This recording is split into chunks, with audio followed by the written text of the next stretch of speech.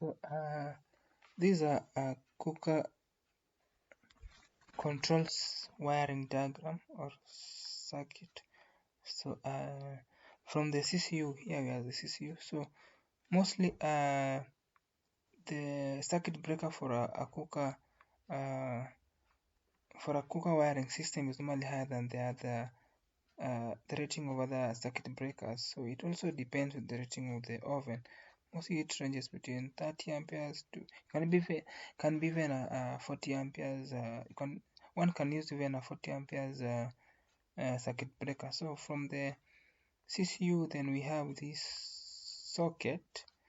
Let me call it socket. So this socket is a special type of socket.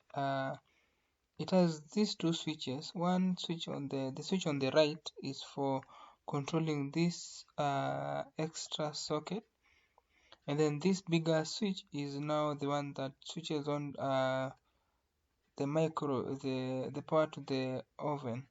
So for instance, this bigger switch is represented by this internal diagram. This internal diagram, this one. So when you switch on this one, power flows.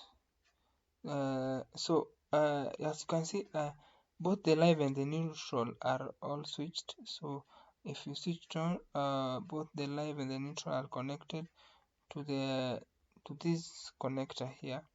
So from this connector is where the cable, the cable from the microwave is now connected, both live, neutral, and earth. So this is just a simple representation of a microwave, because represented by a heating element. So this is basically how it looks like. Yes, thank you.